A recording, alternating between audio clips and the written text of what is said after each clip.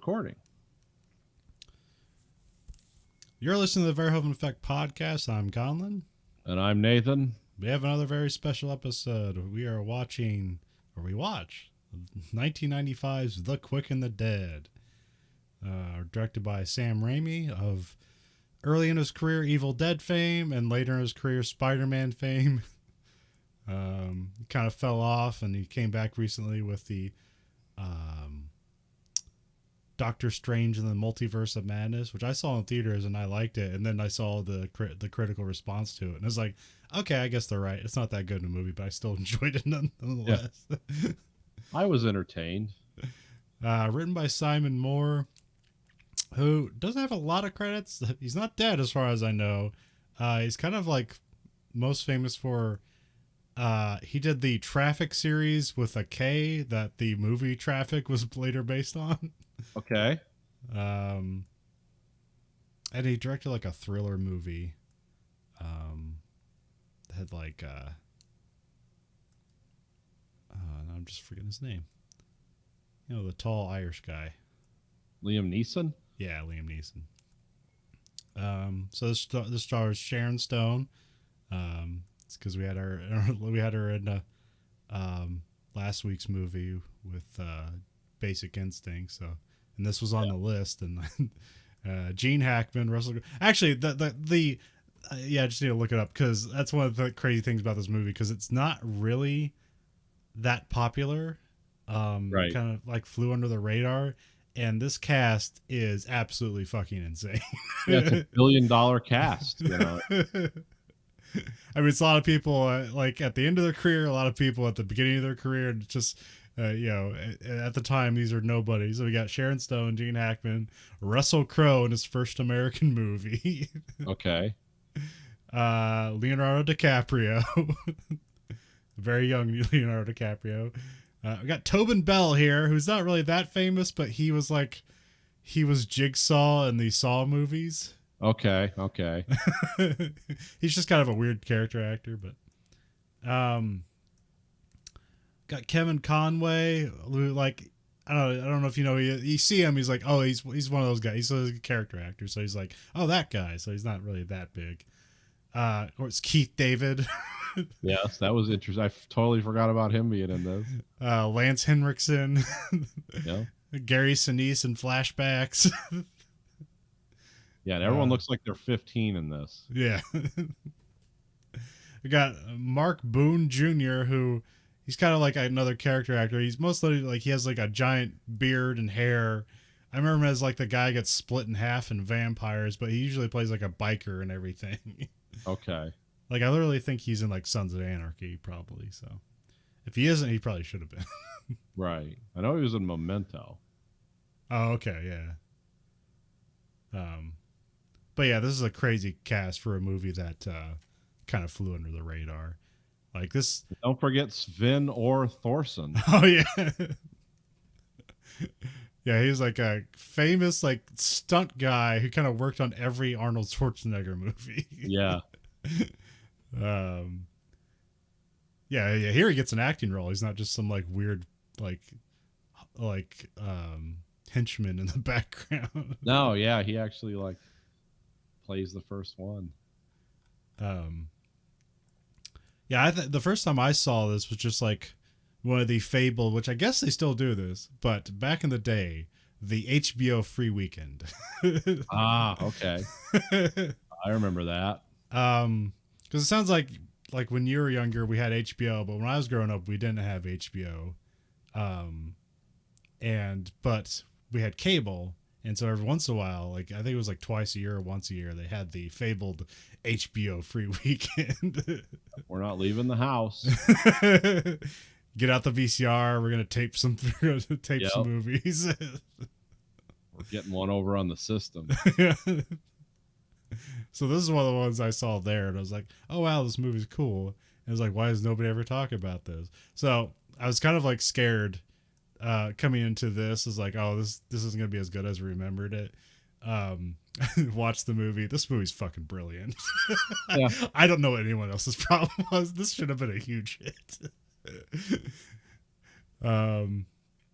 It was actually like a really great year for Gene Hackman because he did this, Crimson Tide, and Get Shorty all in the same year. Yep. Although I don't really hold Get Shorty up that high. That was one of those movies that seemed like everybody was talking about. I saw it and I was like, okay, it's fine. Yeah, it's okay. It seemed one of those like so Hollywood up their ass movies. It's like, okay, nobody else can relate this except for Hollywood. That's why it gets a bunch of buzz, because finally a movie about us. Like, you're Hollywood. Every movie's about you. But also it was based on an Elmore Leonard novel, so had some chops there. But Oh yeah. But I think this movie was his first movie that Sharon Stone produced, so she has a lot of sway in it. So she got Sam Raimi to direct it because she thought he was more visually interesting, and she paid Leonardo DiCaprio's salary with her own money because they didn't want him for some reason. Okay. I mean, he was just a kid at this time, but yeah. He did do What's Eating Gilbert Grape, but I don't know. Yeah, it's one of those movies like, okay, he's playing a mentally challenged person, so I don't know. It's like, oh, he's great at this, or wow, that's embarrassing. But he's good in that role, but it's still, you never know. Even if you get accolades for something, it doesn't necessarily mean like further success or further your career. Yeah, we've seen that before.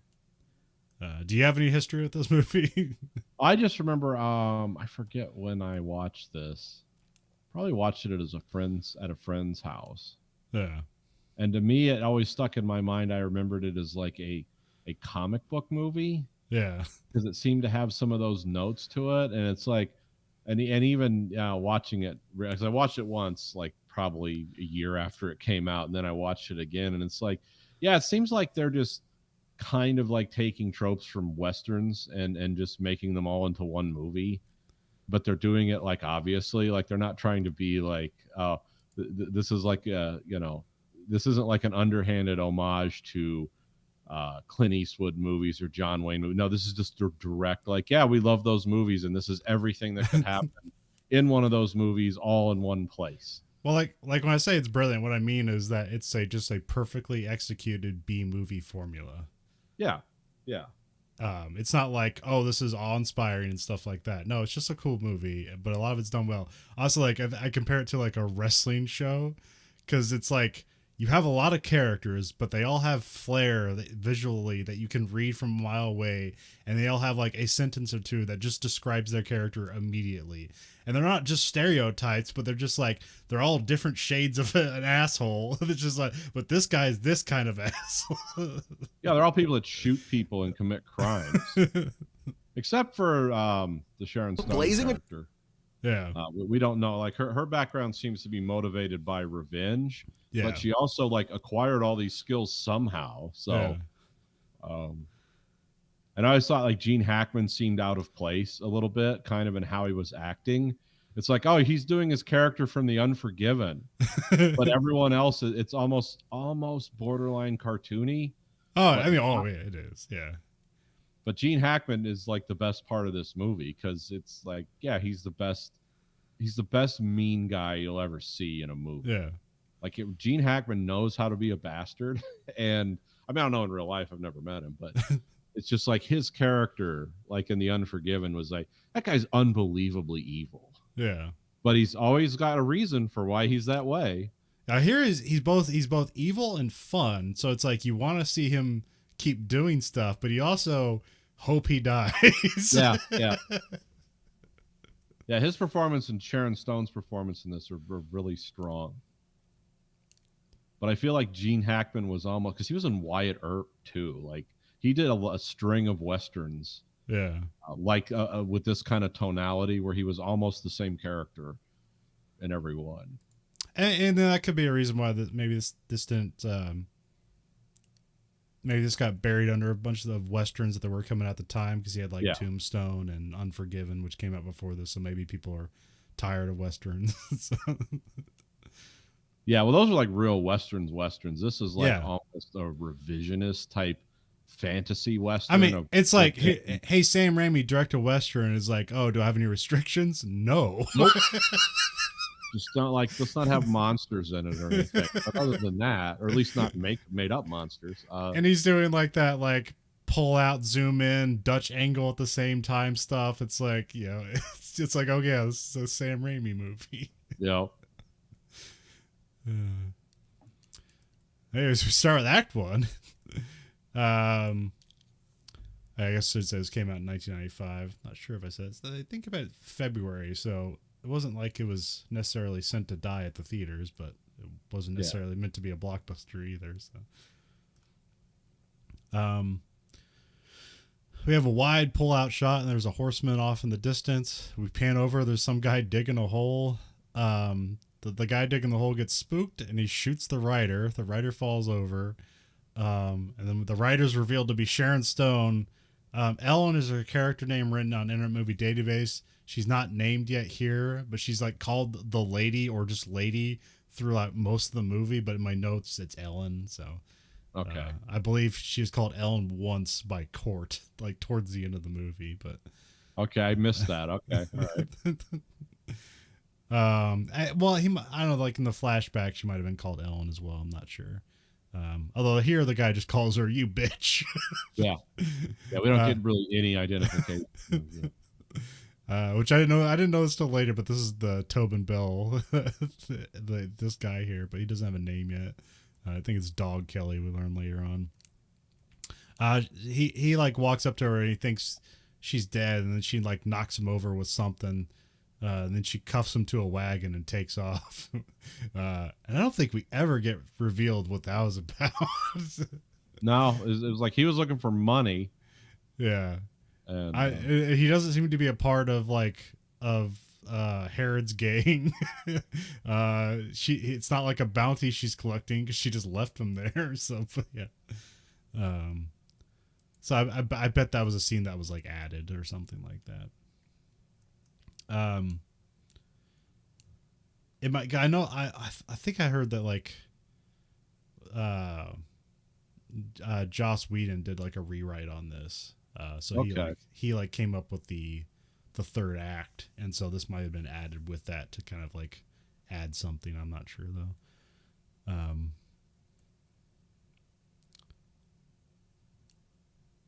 And then Ellen like rides off. She goes to a graveyard where there's a hanged man, which, you know, she doesn't do anything about it, so she just keeps moving on. Yeah. That's what makes her character kind of interesting. You think it's like, oh, she's the hero, and it's like she's not really. Because I think like out of all the characters, she kind of seems like not the coolest because everybody just gets to be cool till they die. But like her character actually has a character arc where she's like, you know, she starts out where she shows off some skills, but then she like, displays weakness and then like is about to leave and then has to like recover, which is like an actual character arc. Which so like I think like when I was a kid, like her character didn't come off as well, but as an adult, it's like, oh, she's actually like the most complicated character in the movie. Yeah. We see a wide shot of the town. It's like bathed in sunlight, and then Ellen takes a pause and at the burnt down sheriff's post. Although like I don't know, like presumably how long that's been there. I'm not sure how old she's supposed to be in this movie. But it goes from like her kids, like, has that thing been burnt down to the ground for like the past 30 years? Yes. Yeah. There's some. This is where it comes back to like comic book stuff. Yeah. Like this is all style over reason. Oh yeah, and also like for gun guy stuff, I'm not gonna know a lot about stuff about all these guns. You know, it's kind of like, oh, that's a single action cult. They're kind of just all single action cults to me. Yeah. Although I did read some trivia that said that the guns they use in this movie is more era appropriate rather than just the coolest guns they could get. Okay. Because I guess like Court's gun that he uses is like it's a Navy Colt. I'm not sure what the era it is, but it's like a conversion from a ball and cap gun to a cap and ball. It's the one that the Swedish guy was shooting first. Yeah, but this is like a conversion to but this was a converted to take cartridges. Yeah. Yeah, and they said that like those were actually like way more, like those were far more used in the Old West than like, you know, the single action army was because they're cheaper. So and they worked. So Well, and also in the Old West too, what you got now, like I said, I'm not gonna go down a whole rabbit hole of gun talk here, but a lot of the guns that were used, number one, there was a lot of inconsistency in who was manufacturing what and what calibers they used, because that was all like just up in the air back then. yeah, But people tend to use stuff that they used during the Civil War that they were familiar with, and so that carried over a lot too. yeah, The Colt single action looks cool, but it was it was relatively effectively priced for that era. I think it was like $12 in the 1870s, which wouldn't be crazy. It'd be a lot of money, but it's not like it's madness money. yeah. But yeah, people tend to use what they were familiar with, and a lot of the old west stuff was just post Civil War guys when they were hitting middle age, like I'm just using the same gun I used to, at Pickett's Charge or whatever. And that was what was generally available. Yeah. Movies make it seem like it was all kind of unified, and like, yeah, everyone had this gun, and some people had the really long ones and some people had the short ones, and it's like, no, long ones and short ones are relatively rare. Most people had the standard length guns, and most people just learn to work around a gun. But I have actually handled a Colt single action Army replica, not an original. Yeah. I haven't fired it, but I got to handle it and use it, and they're very ergonomic for a gun of that era. Huh. Like, they're quite intuitive. Like that thing where you draw and cock the hammer, you can't help but do that. It is like, I mean, you can stop yourself from doing it, of course, but it is intuitively designed for that fluid action. Like it's, and the way you hold on to it, and because it's so, like I said, I didn't get to fire it. I fired one similar to it that was converted to 45 ACP, because those rounds are a lot cheaper than 45 long Colt. So it's like, oh, there's very little felt recoil, even with a wood handle with a steel frame under it. So it's like, yeah, I could see where those would be usable guns. If you're just used guns all the time, it's like, that's a great gun. I mean, it has the same kind of ergonomics as like a 1911, those old school, like, oh, it just goes into your hand. Yeah. And you kind of work around it. But because it is a single action only cock and fire, cock and fire, cock and fire gun, that action where you bring the hammer back is like, oh, they made it this way. It actually holds back from the frame a little bit, so when you grab it, it's like, oh, this is intuitive that you do it this way. I don't know how accurate it is because I'm a lousy shot, but I seem to hit the paper with the. But then again, that was one that was a 45, and it was I think it was the Ruger series, so it wasn't anyway an original. It just had that original looking finish. You can still buy these from Colt, the single action Army, if you're interested. Yeah. They're about $1,700. They look like the real thing, and you can get the 45 cylinder for it, so the 45 ACP, so you can actually afford to shoot the damn thing. I just don't see any reason to put $2,000 into a 200-year-old gun design, but they are cool. Or you can get like an Italian replica for like $300. It's from Cimarron or whatever. Yeah. The Ruger makes some too that are. Yeah. Yeah, I saw some that they look kind of. I was looking. They had like these 22 long rifle ones that look just kind of like neat, and they have in different colors, and they're like $125, and it's like, well, that'd be fun, but I never got it. But Yeah. I like revolvers, and these kind of revolvers look cool to me. But again, it's like I said before, I bought 3 guns in the last 2 years. Haven't shot any of them. Not for lack of desire or trying, but just because like, oh, we're still in ammo scarcity, and God knows what a pack of bullets costs nowadays. It all you could depends. buy a horse for, well, I don't know. I mean, most of my stuff's like 12 gauge. Like, I've really wholly embraced the shotgun as like this amazing thing. So I'll eventually go out to the range and see if it just flies out of my hand. So out of practice on a lot of this stuff. We have Ellen rides into town where the mortician guesses her height at 5'8" as he's like building a coffin. Yeah. Ellen ties her horse up, walks into the saloon. She asks for a room, but then like the barkeeper just keeps saying, "Whore's next door." And then she's like, "Say that again." And he just like, he has his back turned. And he's like, and he just calmly just says that again. It's like, "Whore's next door." And then she like kicks the chair out from underneath him and like grabs the whiskey as it like falls down and just like steals some whiskey. And then he like falls. And then she's like, "All right, there's a room out back." And then there's like a cowboy in a flashy black leathers walks in. It's Lance Henriksen as Ace, who he's not mentioned yet, but because he has like a deck full of aces and of all the people he supposedly kill, you're like, I bet he's called Ace. We have the blind kid who's like a salesman, and he's like shining Ellen's boots, and he's talking of John Harrod. He's the guy that basically owns the town. It's we don't see him yet, but it's Gene Hackman. Yeah. The kid hears someone riding in, and he says like another gun has come to town, and it's just some guy that's just screaming as he's riding a horse. And this is Mark Boone Jr. And then like Ellen says like, how's it going, Scars? So we know his names. And then he chases some guy out of the bar, and he like the guy that he chases out of the bar runs away on the horse, and then he shoots him on the horse, and then he cuts his arm so he's like, oh, he cuts his arm for every person he's killed. It's like, this is why this movie's genius. Like, immediately who this guy is, what he does, his little quirk. There's like it's like we're like 3 minutes of the movie, and we already know 4 characters and their entire history that we can make up for ourselves. And he's wearing like a prisoner's uniform from that time. Yeah.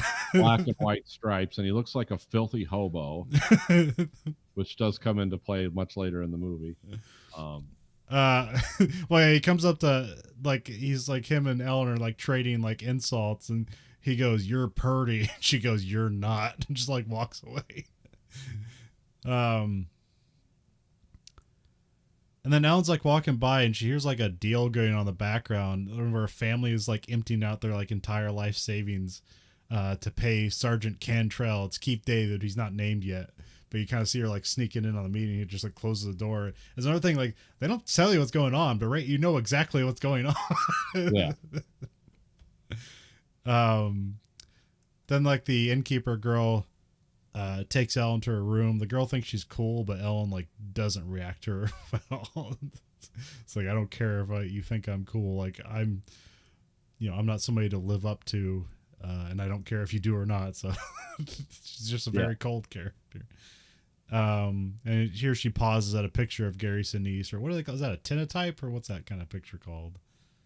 Yeah, I forget. There's a name for it, and I can't think. You might be right. And I think the girl mentions that there's a gunfight contest, so kind of get a clue that what's about to happen. Then we cut to like night, and there's a celebration in the street where everybody's shooting in the air and stuff. In the saloon, the bartender declares a quick draw competition, and here he like lays down the rules. And first this is the first we see of Kid, who's played by Leonardo DiCaprio. That's his name. He's just called Kid, or the Kid. And the rules are, there's a gunfight once a day. Anybody can challenge anyone, and gunfighters basically get whatever they want while the competition's going on. So like, do you need sex workers? Do you need gambling? Do you need booze? It's all laid out here. And the winner gets $123,000, which I have no idea what that converts to. That's gotta be like $1 billion or something. Yeah, it's like, it would be some insane amount of money. And it's in a Wells Fargo safe that presumably they just robbed. Yeah. Because like when they come in, they see that the sheriff's office is burned down, and there's like this gunfighting competition. It's like, okay, there's no rule here. It's just like,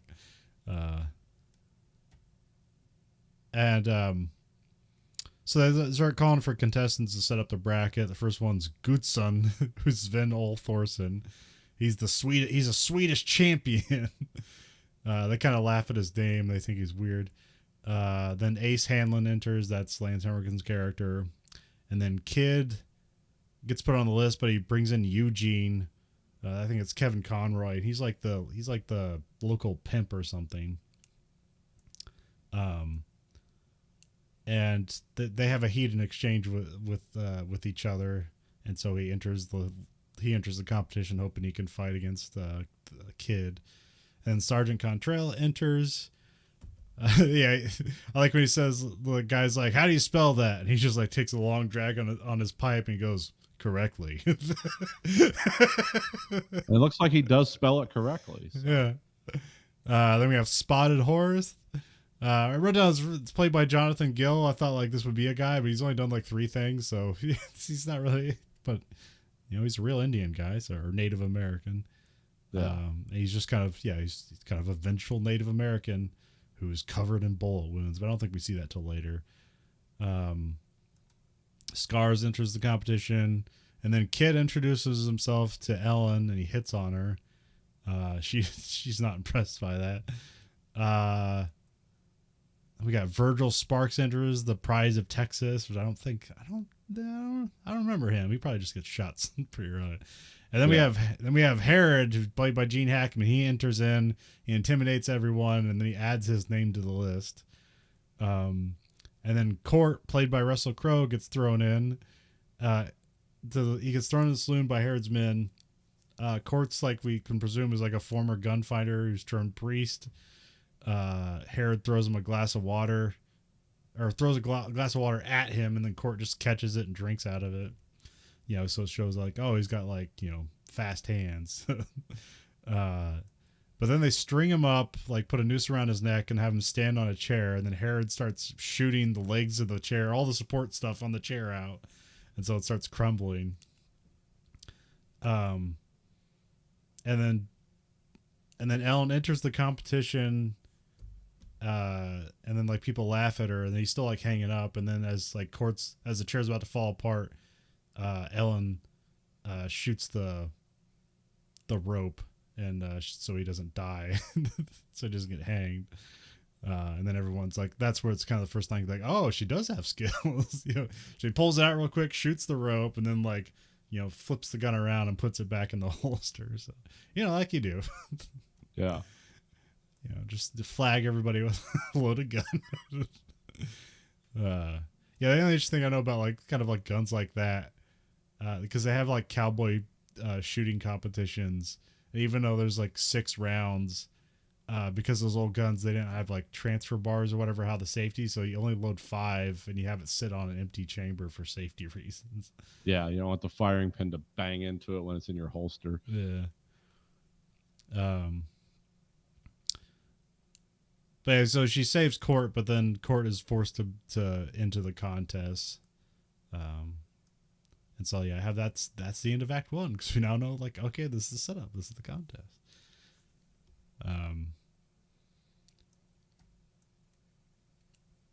I know like every time, like I probably didn't write down enough his dialogue, but every time Gene Hackman's on screen, he's just like electrifying. He just takes over everything, hams it up. So I'm probably forgetting to like mention all the cool things he says or intimidating things he says.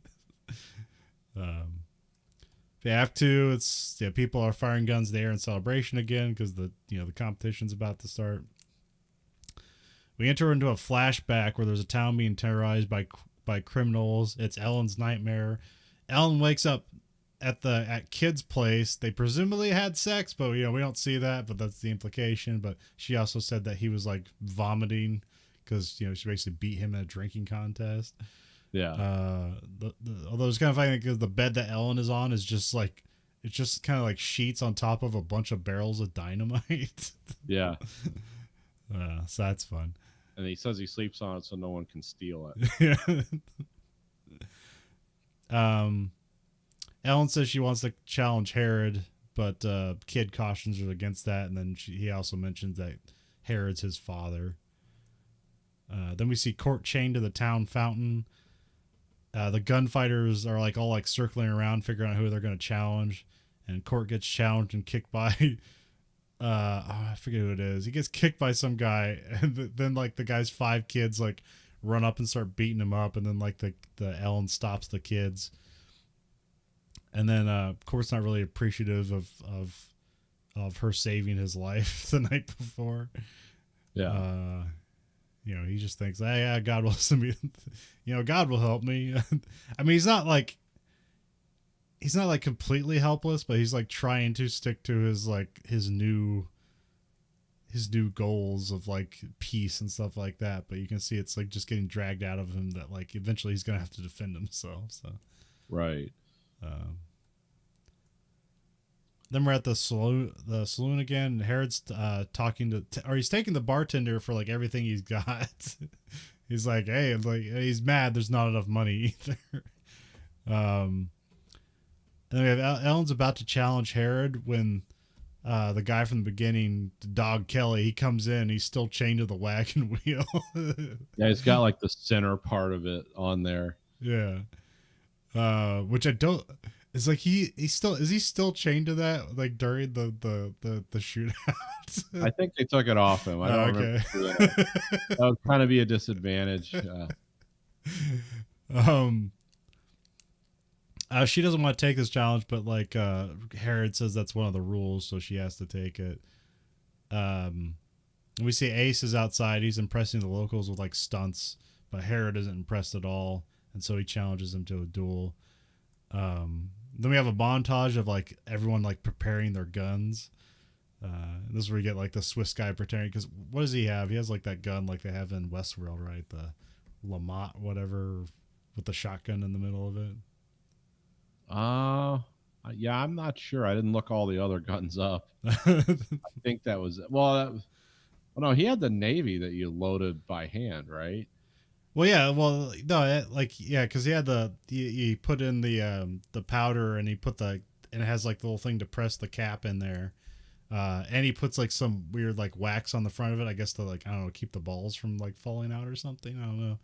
I think that's it. But yeah, I thought that was like that Lamont 1886 or whatever, because I know it's like famous now because that's what the Man in Black in Westworld uses. Yeah. Yeah, I know that like I remember hearing like people like, oh, we should remake that into something modern. It's like, yeah, you couldn't hold on to it. Like I want a revolver with like a shotgun shell in the center of it that you also it's like that'd break your wrist. And it's also a sawn off shotgun, so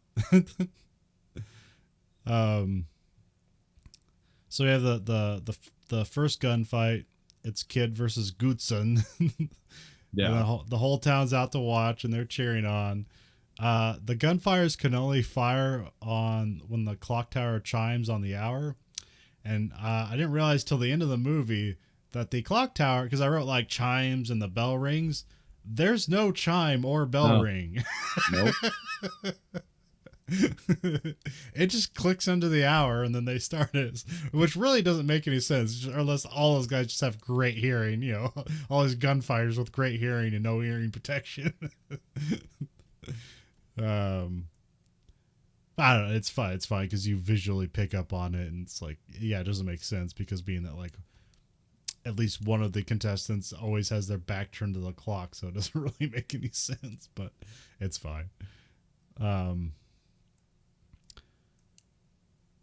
Yeah, so the clock ticks over and the kid gets the draw and he shoots Goodson in the arm. The kid gloats and he's like, he has his back turned, and then Goodson's like standing back up to shoot again. The kid puts a bullet in his leg, and then Goodson concedes and tosses his gun, which is like, I guess it's something I forgot about, but like they're not necessarily like meant to like kill each other in the contest. It's just like you shoot at each other and either someone dies or someone submits. Yeah. But it seems most of the time like people aren't meant to die. It's like you just shoot somebody in the arm, you know, because that was completely survivable back then, right? Yeah. I think these are relatively low velocity times too. Yeah, I'm not sure how like how 1,000 feet per second would have been like the outside range of what handgun could do at that time. It could be wrong, but yeah, taking one in the arm and then just like hoping that like you don't die of some bacteria thing is probably the problem. I'm not sure like, but you know, there's probably some good science after the Civil War, so it was like, you know, but it wasn't an instant death sentence to just have a bullet in you, but yeah. But you know, they do have a doctor that comes up and checks on everybody after, so yeah. But you know, it's a Western, so you know, you gotta have people taking bullets. There's not. Let's follow their medical history. Like nobody cares about that. And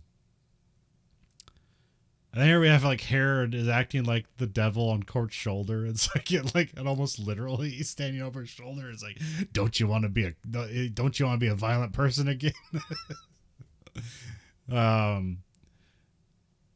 And then you know, so he's trying to entice him back into his old violent self. the kid celebrates in front of Herod, but Herod isn't impressed, so he never like really accept him as being his like that he's his father or anything like that. So you can see that, oh, the kid's just trying to impress him and he's not. So that's sad. But the town loves him, and he's got all these girls that's swooning over him. So then we're back in the bar. This is where Spotted Horse shows off all his bullet wounds.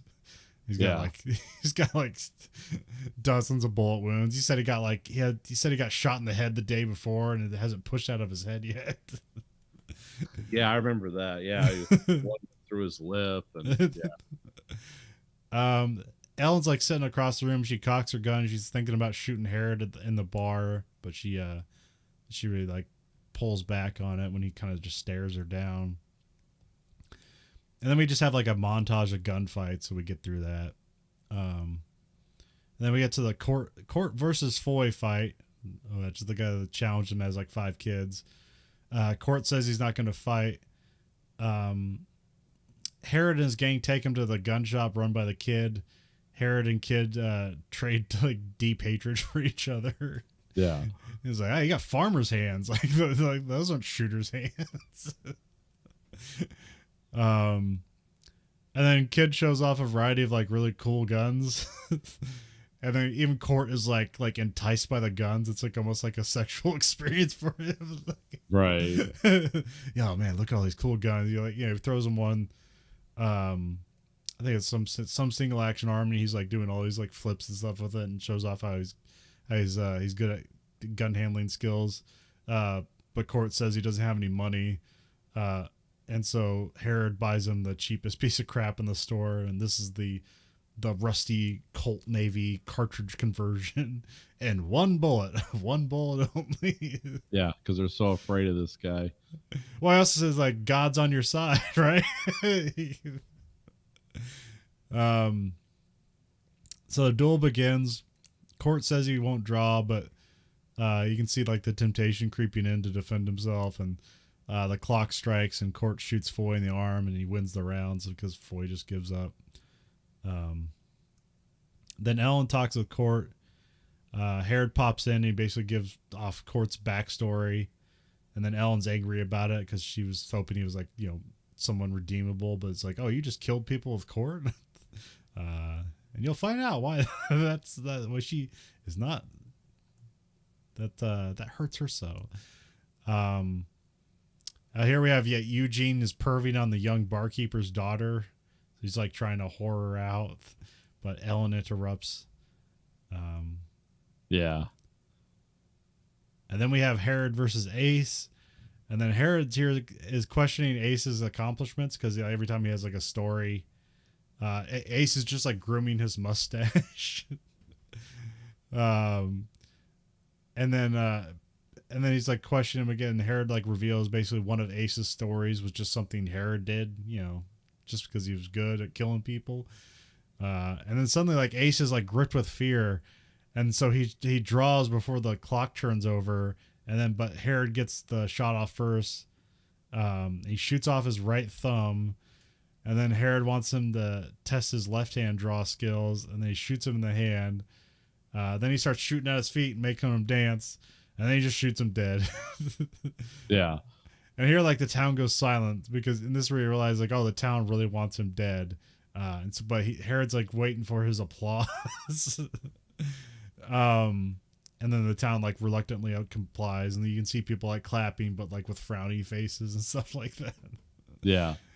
And then people just come up and they strip Ace's body clean of all his valuables. Yeah, I like how they just like strip him down almost immediately. We have Ellen has like a deeper flashback, where Herod is stringing up her father. Then we cut back, and that the barkeeper girl wakes up Ellen for her to go to her gunfight. And then like as she's walking out, Court like whispers listen for the tick before the clock ticks over, as like so she has like a competitive advantage. And so it's Ellen versus Kelly. Ellen shoots Kelly, and then the doc comes up to render aid, and then like the town celebrates. So this is another thing. Like so far we've had like 3 or 4 gunfights and only one person has been killed. So it's like, yeah, it's like killing's not necessarily the aim of the competition. It's just kind of a quick draw competition. So Yeah, it's like a change he makes halfway through because yeah. you probably wouldn't get as many people to sign up. It's like, oh, gunfight's a shoot to the death, and it's like, oh, I don't know if I want to do this. I don't know, even like duels, like the old school like dueling pistol stuff, that was always meant to be the to death, right? I think so. Yeah, I mean, it depends. It depends on how it was, what the reasons were. Yeah. But typically, it was like, yeah, my honor can't be satisfied until one of us are dead. It was that kind of. I mean, the founding fathers of the country loved to do it. It happened a lot. So the town celebrates Ellen's victory. That barkeeper girl like runs up and she's like, "I think you're great." And she just mumbles back at her, "Grow up." Yeah. No, killing people really sucks. Actually, Well, I mean, she didn't kill the guy because that's still like a barrier for her later on. So yeah, but yeah, but even at this point, Dog Kelly is just gone after this point, so we don't see him again. At least I don't think we do. Because it seems if people get injured and lose the competition, they just leave town. So yeah, they put some sulfa in the wound and or break open a black powder shell and pour it in and light it. Ellen goes back to her room and Herod invites her to dinner. She gets a corset and a knuckle duster out. Which originally I just wrote a Derringer, but I was mistaken. This isn't a Derringer. It's a different, specific kind of, very, very small pistol. Because it's like a 6-shot 22 revolver, very small gun that if you're out of bullets, you can turn it around and use it like it's brass knuckles or whatever. So that's why it's called a knuckle duster. Which should still be available now to everyone. They don't. They frown on brass knuckles now.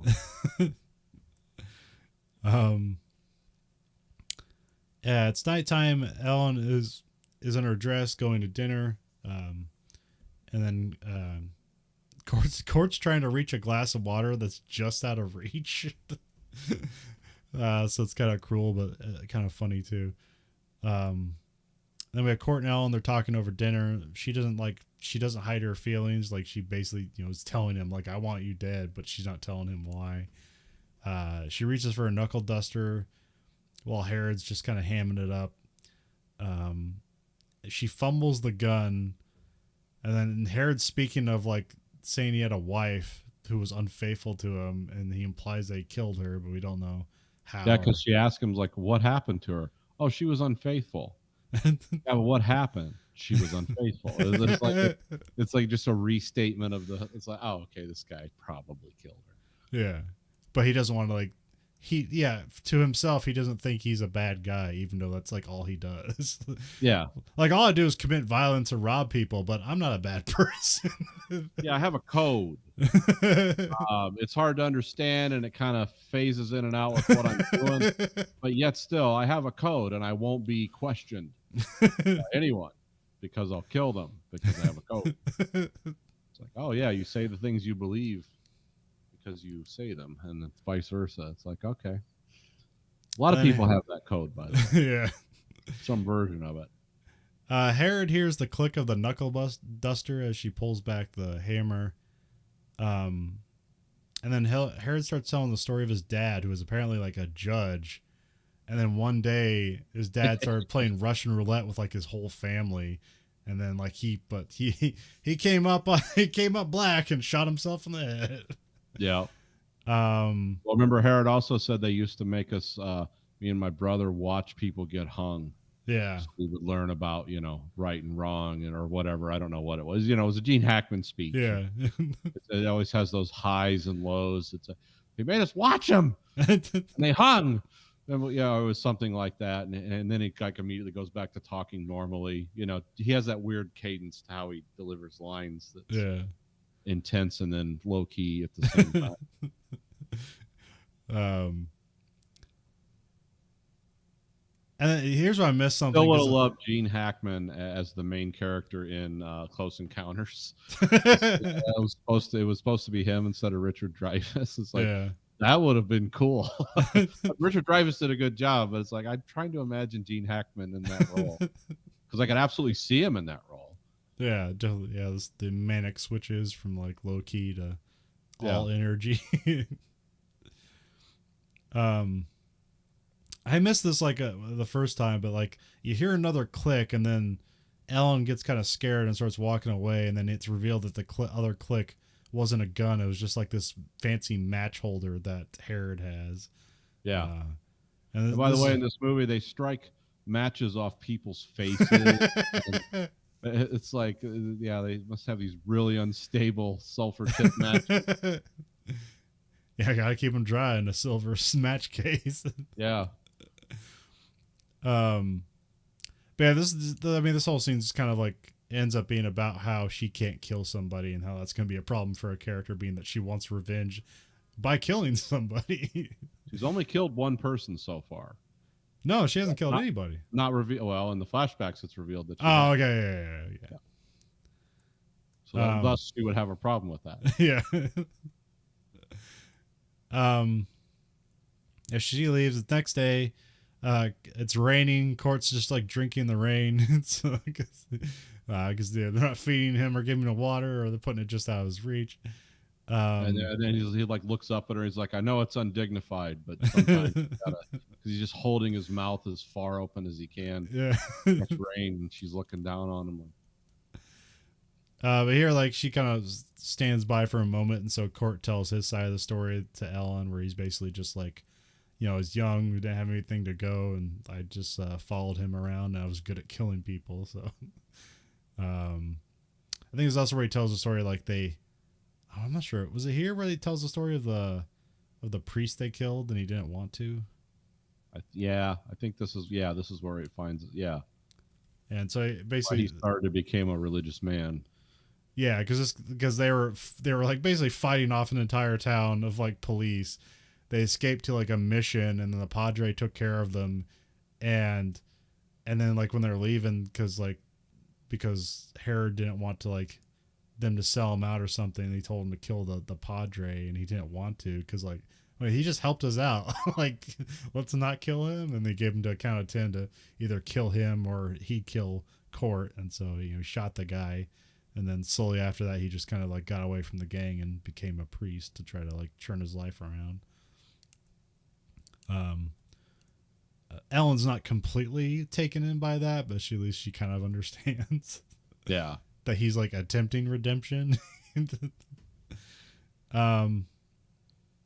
have Herod invites Cantrell to a conversation. Herod wants to know who paid him to come here and kill him, and so they challenge each other to a duel. By the way, yeah, Keith David smokes the coolest pipe in the world in this movie. I don't know what steampunk pipe that was supposed to be, but it was really cool. Yeah, because it's like super elaborate. I mean, that's what I like. He's like, everyone's like smoking in this movie, and he's like, but he does it. Everybody smokes differently. Yeah. It's all those details. And then Herod wants the kid to quit the competition, but the kid's like dead set on winning because that's like the only way he can prove himself to Herod. So then we have Herod versus Cantrell, and here's where Herod changes the rules from left standing to left alive. So now like the only way to win is to kill the other guy. So like I said, that's why important where it's like most of the gunfights before this were about just kind of like people getting wounded rather than killing them. So now this is kind of like a big change, and now this is like the town. I don't know, I guess that'd be 50-50 for the town. It's like, oh, now somebody might kill Herod, even though we have no idea how long this competition is going on. It seems like he's probably won it every time. So yeah, this seems to be, he's very confident in his skills. Yeah, so now every round's a duel to the death. Cantrell gets shot.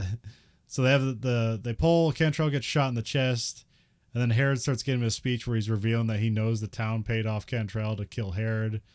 um, Herod's like kind of like playing with Cantrell. He like shoots his gun. Cantrell has like this cool gun where it just like hinges on his hip, so he doesn't have to draw it. He just like turns it like 90 degrees and fires. Yeah. So you It like seems hit. a little unwieldy, but Yeah. it might work. So yeah, shoots that. So it's like his gun just like spins on his belt for a bit. And then he gets up on his, gets on a high with his speech, and then just shoots a giant hole in his head. So now he's dead. Yeah. We have kid kills scars, and it's kind of like but it's done very well because like how it starts off, it looks like kid got killed. Yeah. But then he just like goes into like amazement, like I can't believe how good I am. Yeah, because he falls on his knees. Yeah. And you're like, oh, did he get killed? And it's like, oh no, he's just like putting on a performance. Yeah. But it's a great like little scene because it prepares you for like later on in the movie. Right. It's raining again, so they postpone the competition. Like all the people like kind of ran to the bar, and they hear like just Eugene forcing himself on the young girl like in the background, and like nobody's kind of doing anything about it. Like and Eugene comes down, and the bartender like contemplate because he's like holding his like gun belt over his shoulder, and the bartender like contemplates like grabbing one of the guns and shooting him, but he doesn't. He just goes back to work. But then Ellen gets like pissed off with him, and she starts like fist fighting with him. And then it becomes a challenge. And then there's no formal thing. They're just like running at each other in the rain, shooting at each other. Just blazing away. Too. Yeah. Controlled shooting or just blasting away at each other. I think she gets shot in the arm or something. I can't remember. But then she shoots Eugene in the dick. Eugene begs for her life. And then here's where Herod tells her to kill Eugene, but she doesn't. So this is further showing off like her inability to kill people. But then Ellen goes back in the bar and she gets a drink, and then as she's like grabs her shot, like Eugene pops back in and like shoots the glass out of her hand, and then she just unloads on him and kills Eugene. Yeah. And then she's still kind of distraught about it. And then she does have like a bandage in her hand afterwards, but I think that's from like the glass and the bullet graze rather than like her getting shot the first time they were fighting. But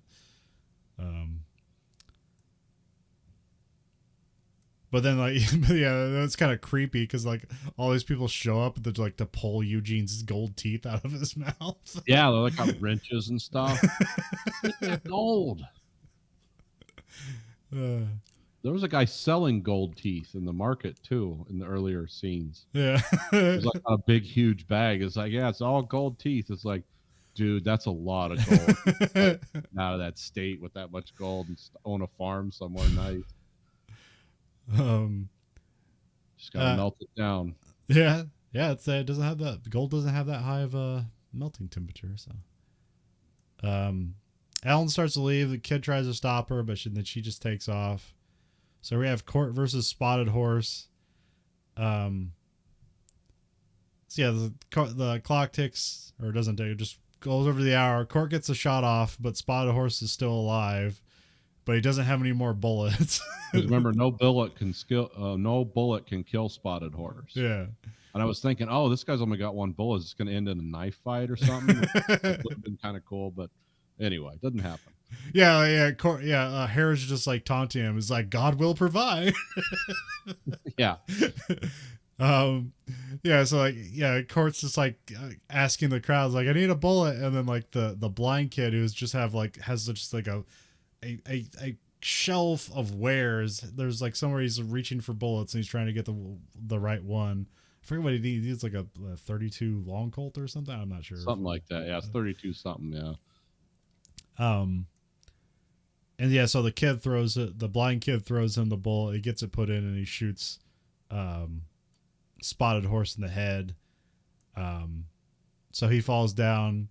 He's like, oh, he's dead, right? And then but he has one last, like his hand raises up and then it falls down. So that was it. And then Herod's clapping. He says, welcome back, killer.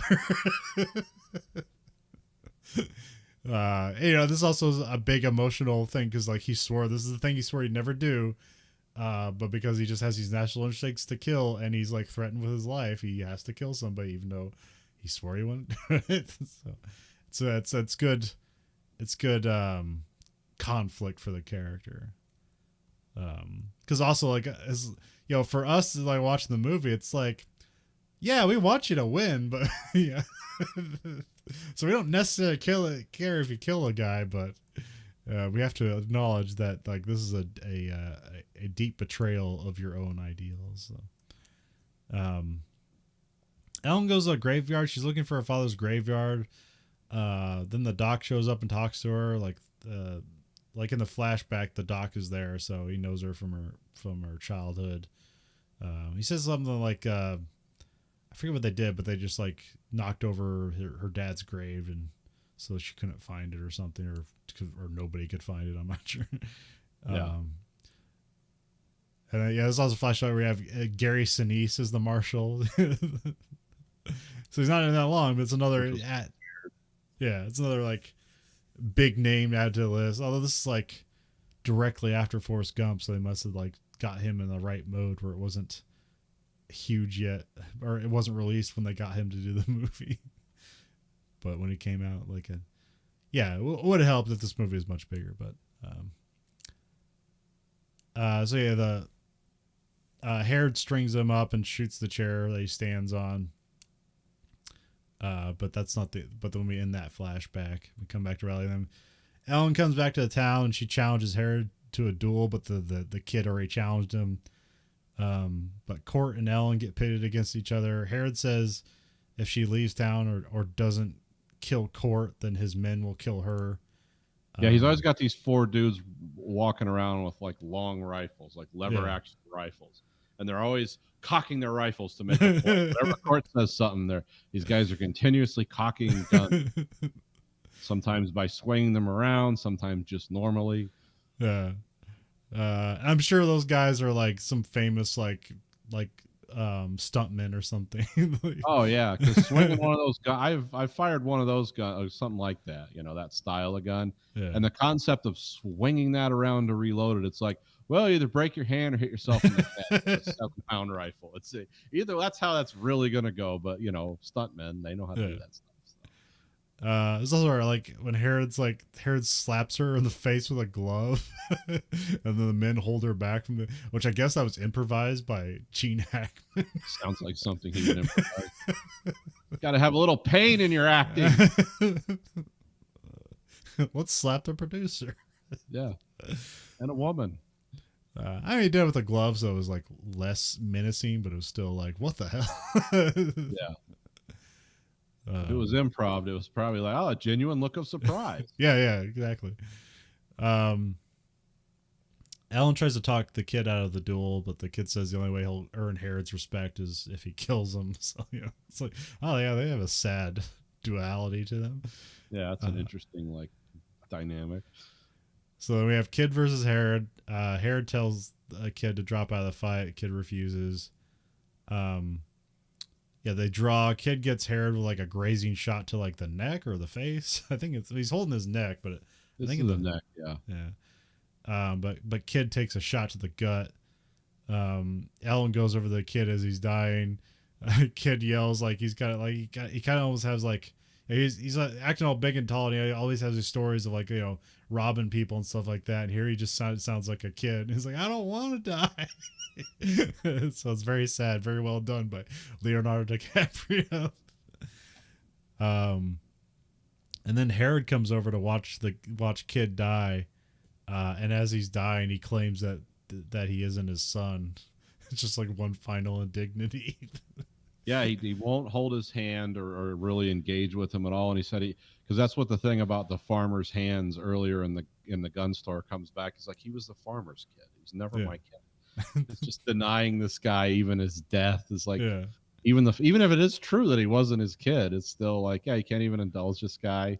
You just gut shot, which is not a nice death. A little accelerated here, but yeah, it's like, yeah, he's not my kid. It was the farmer's kid. What do you want me to do? Like I said, like goes, they teased us early on was when he like falls to his knees and you think he's dead for a moment, but then everybody celebrates because like the crowd loves him, And Yeah. now, and like everyone, and this is once again a somebody loses and the crowd is distraught, and they're like, how are we ever going to escape this guy? Well, get together as a group, buy a bunch of guns, and shoot him because he can't kill 30 people. Everyone's got to sleep sometime, you know. So I have that being the end of Act 2. Act 3, Ellen's distraught over the kid dying. The blind kid is standing by. There's also she's looking at a picture. I'm not sure if it's of kid or if it's of her when she was a kid, and she's like kind of like playing around with guns. So I don't know if that intimate like why she's good with guns, because she was like playing with them as a kid. But we'll see soon. She's not great with guns when she was a kid. So. Yeah. Choked under pressure.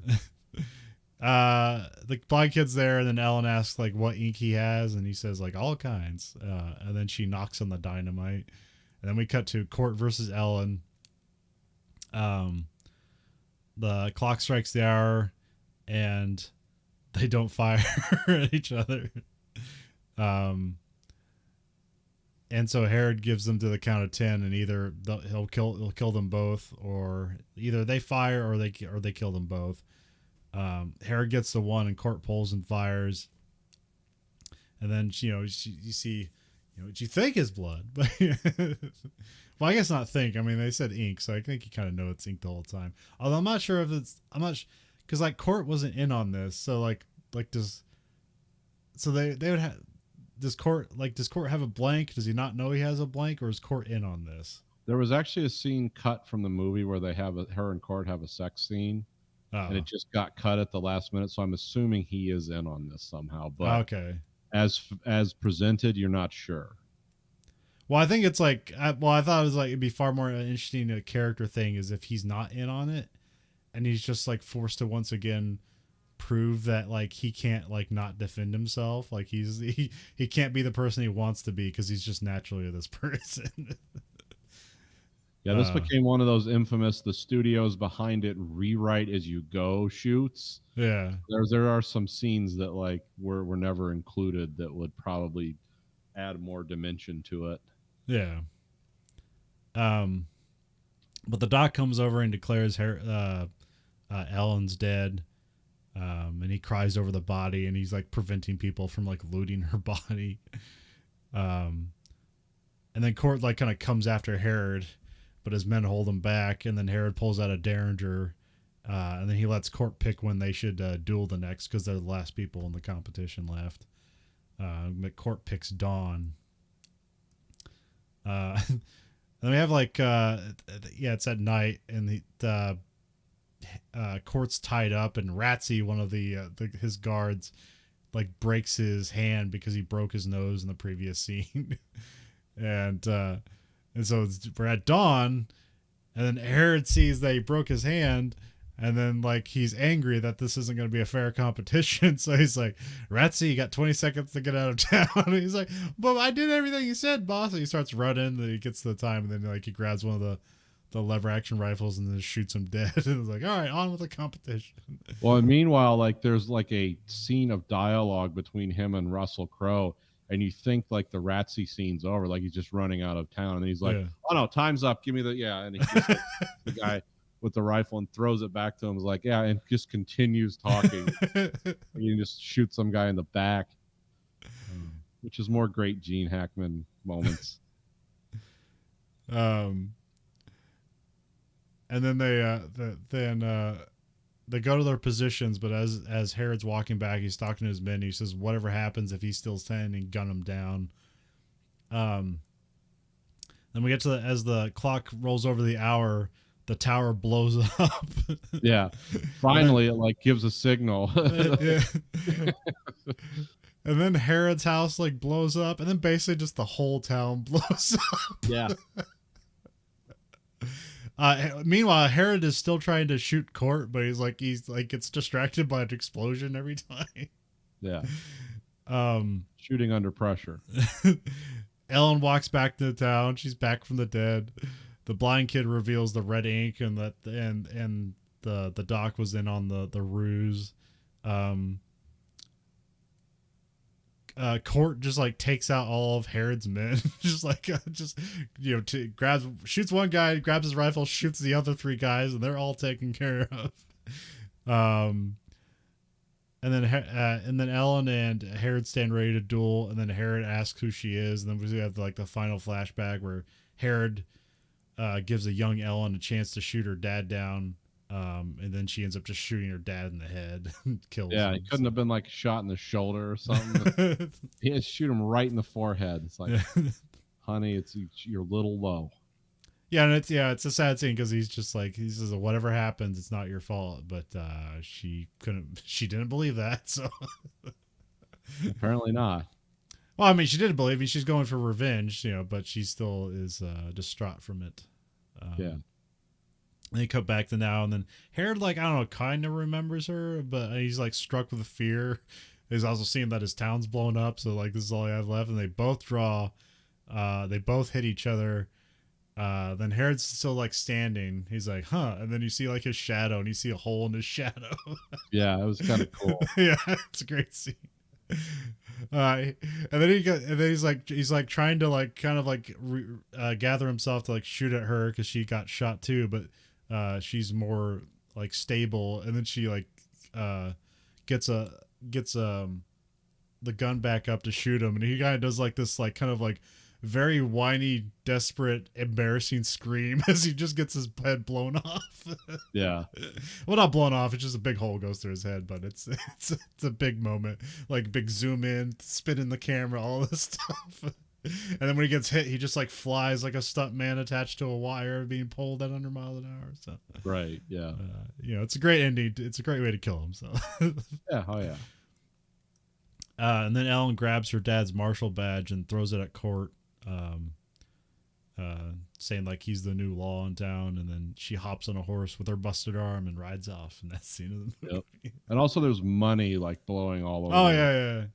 Well, also like this town needs to like rebuild because she blew up the fucking town. Yeah, you're the law of this scrap pile. You're welcome, everyone. The town's just engulfed in flames. Probably 50 people dead. But yeah, I was really happy to watch this and see that. Like, I thought it was cool as a kid, and I think it's even cooler now. Yeah, I mean, it's great escapism. Yeah, it's great escapism with some interesting performances and some technical craft. And oh yeah, I looked up while we were talking. You can buy a cartridge converted Lamont with a 20 gauge shotgun shell in the center of it. $1,800 if you want one. I guess as long as the barrel's not rifled, it doesn't count as being sawn off in that form, or if it's only partially rifled or something. For the shotgun thing. Yeah. Yeah,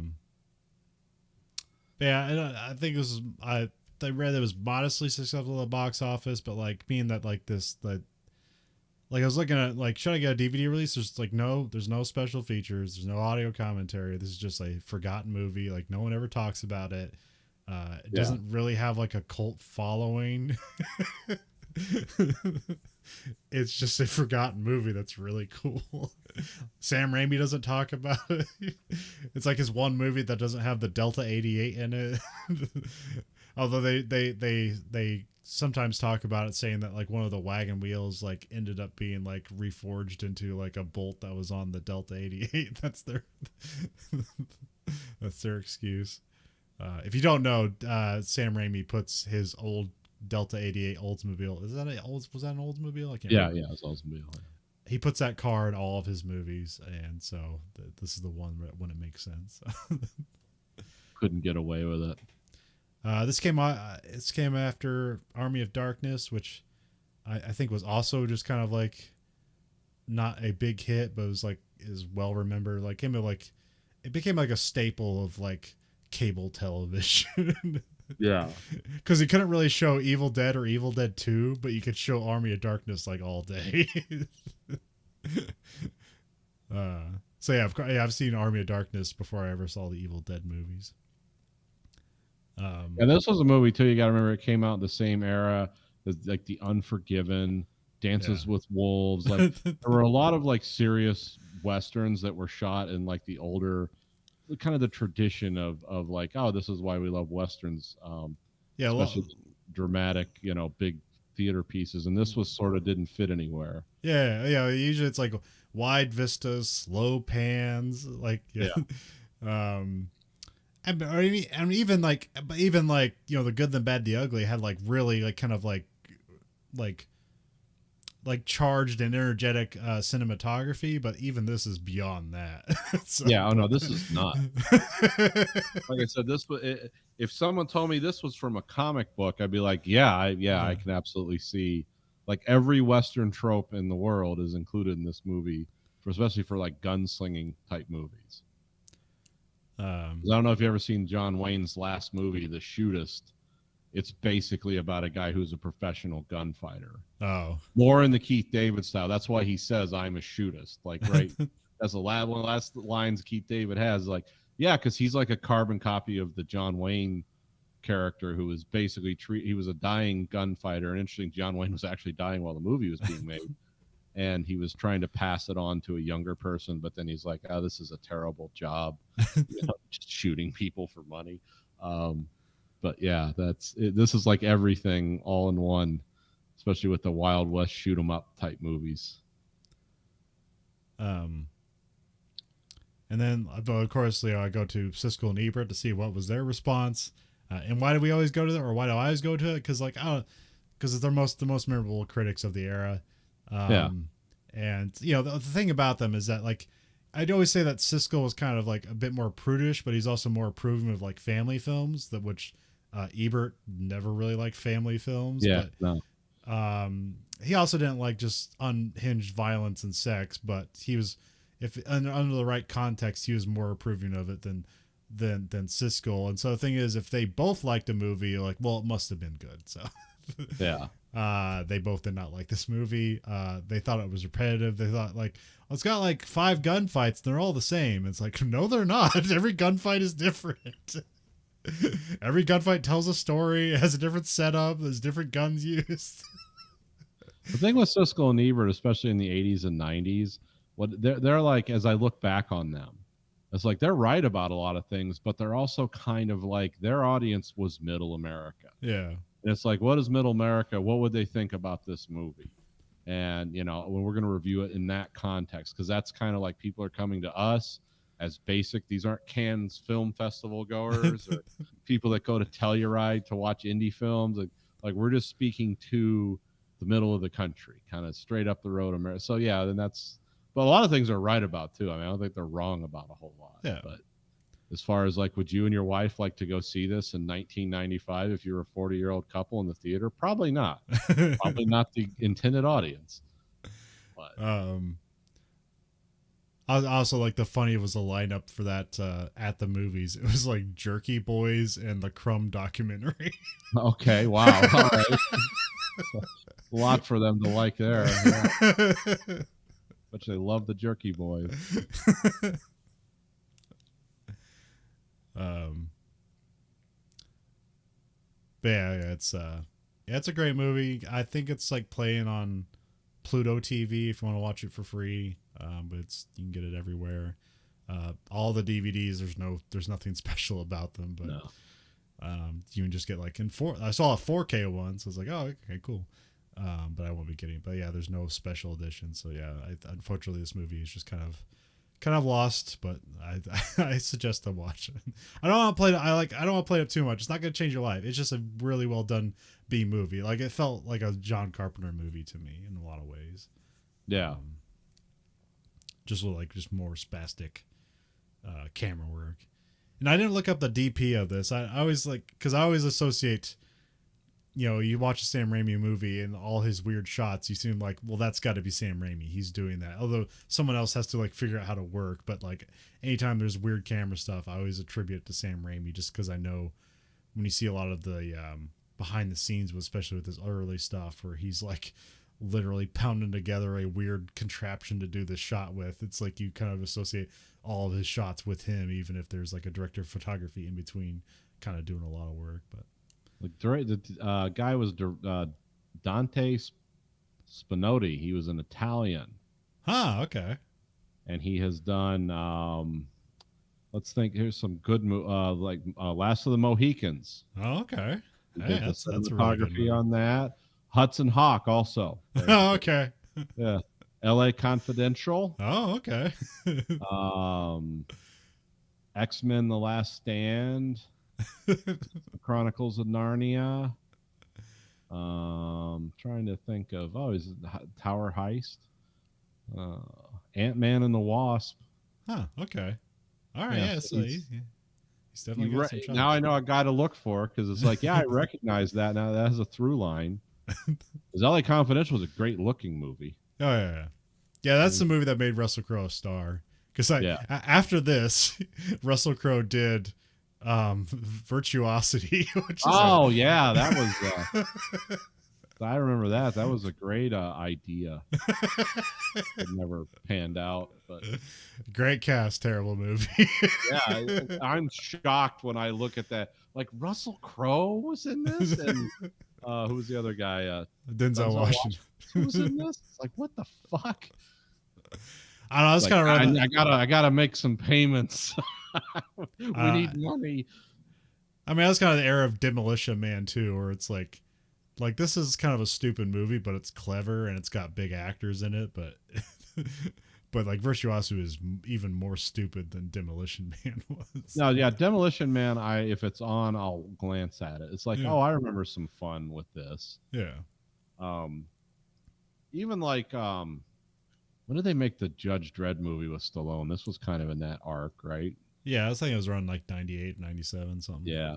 Like I'll even stare at that occasionally. It's like, yeah, that looks like the comic book. However, the Carl Urban one was way better. Oh, yeah. You know, it's like, and also I think made more money. I don't know, maybe not, but I don't know. because I know they wanted to do a second one, but they just like we didn't make enough money on the first one. Yeah. And then the people that loved it like me really love it, but then you analyze it, it's like, yeah, you want 2 more hours of a bleak hard R rated hopeless movie where people just are blown to bits. It's like, oh well, yeah, kind of, but I can understand why. Again, middle America's maybe not chomping at the bit for that. Yeah. I don't there's always talk of a sequel because Carl Urban is just always down. Like, I will always play that character. He'll never take the helmet off. Yeah, I've heard people try to get another movie. I've also heard like maybe a series is in works somewhere. Carl Urban is so like hyped. Like when he was trying to get Star Wars back together, he was like the main force behind like we got another or Star Trek. Star Trek, okay. Yeah, he was like we got to, and he plays Dr. McCoy. He's like, well, we come on, we got to get everyone together. We got to find out a way to do this. I'll take a pay cut. I'll work for free. And everyone's like, no, it's just a bad deal, Carl, we're not doing this. But yeah, he is so pumped to do things like that. I would support if they had a GoFundMe for a next Judge Dredd movie. I would give $50 to it. Yeah, because I personally love that movie, but I can understand why people don't want to like, yeah, let's do this again. I'm not sure. Like The Boys seems to be pretty popular. I'm not sure if that's going to give him a springboard to another series, but you know, maybe it would. Maybe The Boys will get the Dredd TV show going. Oh, I couldn't imagine like 8 hours of that kind of dread. And then the music's pretty good in this. I mean, it's pretty like typical, and it's done by Alan Silvestri, who, you know, has done movies you know about. Oh yeah, Forrest Gump, Polar Express, does a bunch of the Marvel movies. So, yeah, I think yeah, I just think this movie's unfortunately be lost, but you can. Well, it got drowned in the crowd, and it is kind of its own weird animal too. Yeah. It again, it was of a time when you're talking about Unforgiven, Dances with Wolves, and like there's like Wyatt Earp. There was a bunch of like those. I mean, the westerns in the mid '90s did the exact same thing to themselves that killed them in the '70s. It's like, yeah, let's make Heaven's Gate again. It's like, well, no, that was a failure the first time because the westerns started getting, oh, this is cinematic and beautiful. Look at Dances with Wolves. Look at the grittiness of Unforgiven. And Clint Eastwood's back. Of course, we know him from the Sergio Leone movies. And And then, but then we do Wyatt Earp. It's like, yeah, it's 4.5 hours. It's like, oh, okay, you Heaven's Gated it again. So goodbye, Western. So this was kind of like the oddball, quirky Western that, like, oh, well, we're graduating. We're moving on from this. But honestly, I don't have like the right like framework for necessarily for that time either, because the way you think of Marvel movies now, it's like, oh, they dominated movies for 20 years now. It's like all you see is just superhero movies. It's like you have to remember, like in like the 50s to like the 80s, the Western dominated cinema and television. You couldn't get away from it. No. It was the best. People still talk about the Bonanza TV show like it was some life-changing event, and it was kind of cool. I remember it. Only because the only reason I watched Bonanza is because like half the cast of the 70s Battlestar Galactica was also on Bonanza for some reason. And it's like, oh, who's Lauren Green before he was a Dama? So that's why I watched Bonanza. But yeah, that was but yeah, the Western genre just finally ran itself out. But then in the 90s, it like, oh, it's back and this is cool. Yeah. But then we got into 4.5 hour epics, and it's like, okay, no, not so much. Because Tombstone came out around this time too. Yeah. And Tombstone is a lot closer to Quick and the Dead than Unforgiven. Yeah. But it also Unforgiven's kind of the top because it's also subverted the genre where it's like, no, here's the real gritty stuff, and then like people like, it's like it got Oscar nomination. I think it probably won the Oscar for Best Picture, but oh yeah, easily. That was a great movie because the bad guys were actually the good guys, and like the sheriff was just a psychopath, and there was some great dialogue. when he's beating the hell out of, when Gene Hackman's beating the hell out of Clint Eastwood, he's like, there's no whore's gold. Stop coming to this town looking for it. You're not going to get it. You're just going to end up dead. This is a law and order town. Nobody cares about cut up whores. He just had some great speech like that. Yeah. Where it was like Shakespearean and rough all at the same time. And yeah, that was, yeah, and he's like, he's trying to commit his violence because it's the only thing he's good at, because he's a bad farmer and like half his family's dead. Like, yeah, the hogs are dead, mom's dead. Like, so, the hogs got cholera and we need to rob a bank. And now actually bounty killing, but yeah. And now he's even failing at violence. And there's also there's also another movie around this time with Emilio Estevez. Like, what was that? It was Young like Guns? a Billy. Yeah, Young Guns. Yeah, that was around this time too. So I think that was more late 80s, when they had a sequel in the 90s. Yeah. I mean, that's not like remember fondly, but that's kind of seemed like one of those like big rental movies. It's like, oh, I'm gonna rent Navy SEALs and Young Guns because this is entertainment.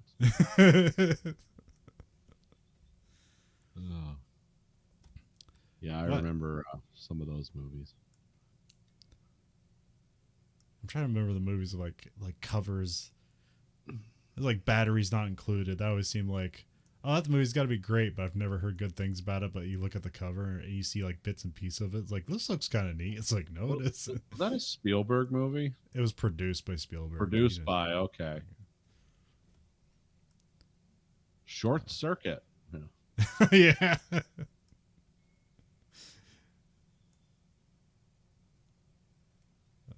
God, Gene Hackman's in his 90s. Oh yeah. He hasn't done anything.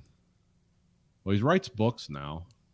Oh, well, that's good. I thought he was just like hidden away with some, weird, some aged disease, and he's just hidden from the public. So at least he's doing. No, he's essentially quit acting in 2004.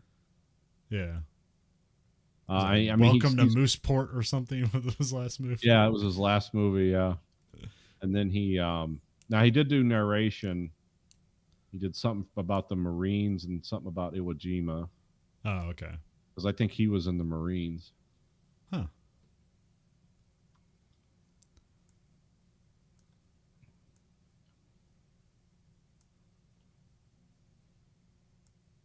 I think so. Yeah, there was something. I think he had some kind of. But I'll say I don't know if Sharon Stone went on to produce more. Well, I think she probably did, but this was kind of her first foray. I'm not sure if it worked out for her, but um, so this is probably like a downturn for her. I'm not sure. Well, I guess she did Casino the next year, so that was a good. Yeah. Yeah, these people in this movie were all doing stuff. Yeah. I guess she got to do more stuff. 10 years later, she got to executive produce something called What's Up Rockers. Yeah. I don't recognize anything on this list. Okay, that's a bummer. Yeah, 2004 was kind of the year Sharon Stone sort of disappeared from acting for a while. I don't think she did big stuff after that, but I also think she was one of those people that was deeply affected by things that, her career and stuff that went on and drugs and all that. Yeah. And it's like, yeah, that's because her performance in Casino was like astounding. Best actress in that movie. Like the best character was Sharon Stone in Casino, because this, like all the other guys were doing like mob guys, which they'd done before, and they did a great job of it. Robert De Niro's great, Joe Pesci's great, but Sharon Stone, you got to watch a woman like deconstruct and die horribly, just die of a drugged out haze in some flea bag motel, and it was like she did a great job. Well, that's like I think her character in this, I think, would be kind of underlooked because like everybody gets to be cool except for her. She only gets to be cool like at the beginning and at the end, but it's like no, she has an actual character arc. So the character is actually like really well done. It just kind of you feel sorry for her in like in the middle half of the movie, but you're supposed to like get low on her, and then she gets to rise up and reach and rise to the occasions, which is very formulaic Hollywood stuff. So, but it's just a movie like this makes me feel old. When I see like Russell Crowe and Leonardo DiCaprio. Yeah, young Leonardo DiCaprio is now like 40 and still dating 28-year-olds. Yeah, I mean, yeah, you must be this old to ride Leo. That's the rule. Why did Leo and her kissed at one point in the movie, and she said that was the worst on-screen kiss she ever had because that was super awkward for her because he was really young and she was in her late 30s, so that was probably like, yeah, we're just gonna do this. She did not like doing that. Oh, Leonardo DiCaprio's my age. Exactly. He was born the same, like he was born like 12 or 14 days, or I'm sorry, 15 days before me. So he's a little older than me. So in this movie, he would have been, let's see, he would have been like 21, but he looked 15. Yeah. Yeah, what are you doing at 21? Washing dishes at a restaurant where I met my wife. Yeah, so I didn't know Leonardo DiCaprio was like older than me by a few weeks. That's weird. He gets that Hollywood stem cells. No, I don't think he looks that much younger than me now, though. Really? No. Let's see. And Russell Crowe is 58, going on 70, because that's what happens if you just drink constantly. And I can't remember. Keith David does a lot of voice work stuff now, but he's still around. So yeah, you always know Keith David. Yeah, he's the most only really recognizable actors. How old is Keith David now? Oh, 66. Hey, he's not that old. Yeah. Well, he's a lot smaller now. Boy, he lost a lot of weight. Guess you're supposed to do that when you get older. Oops. Whoops.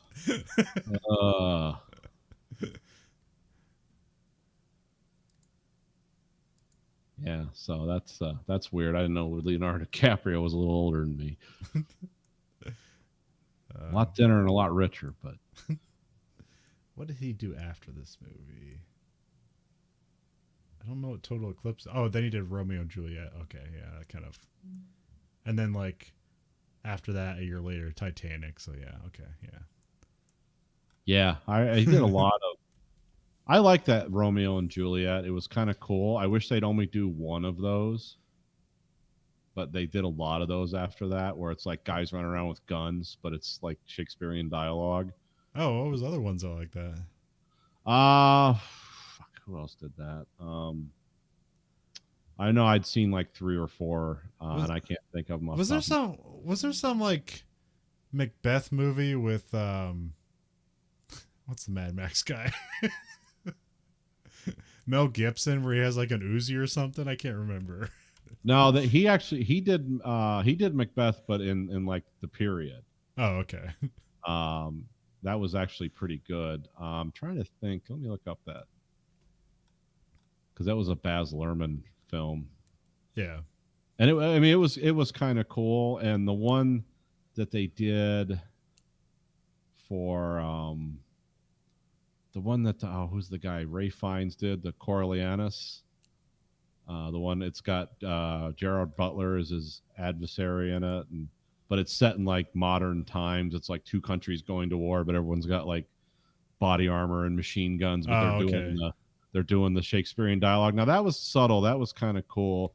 And then they did another one with Anthony Hopkins recently on Amazon. It was King Lear, but it was set in modern times. But there wasn't like a great deal of violence in it. It was just people doing that dialogue, but then they're driving around in like Rolls Royces and stuff. And, no one has cell phones for some reason. I wonder why. Probably wouldn't work out too well. We have to keep the knowledge away. Yeah.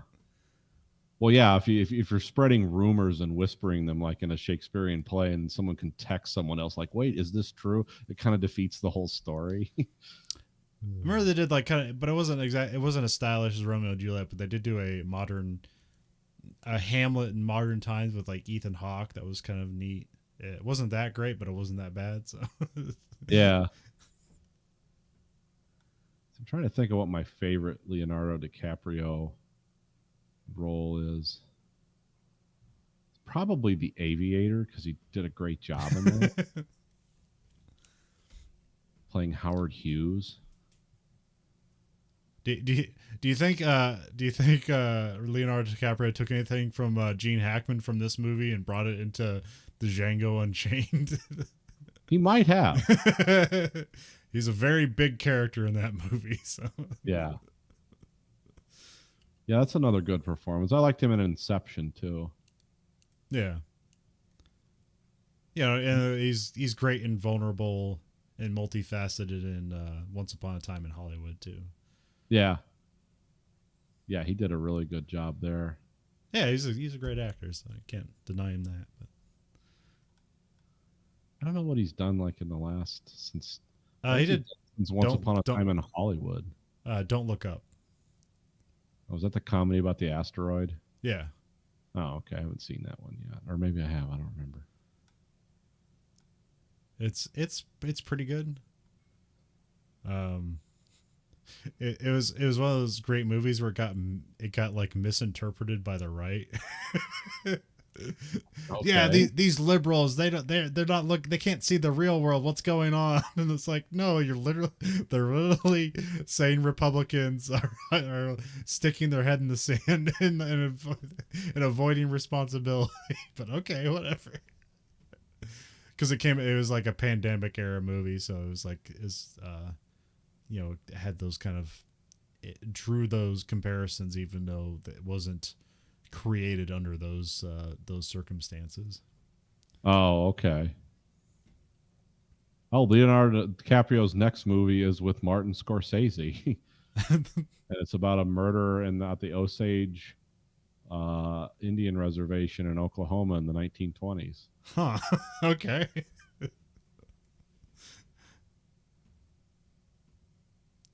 And I never. Let's see who's in it. DiCaprio, De Niro, Jesse Plemons. Okay. There's a lot of like Native American actresses and actors here I've never heard of. That'll happen. Well, yeah, if you're shooting it on you got to have that. Sturgill Simpson.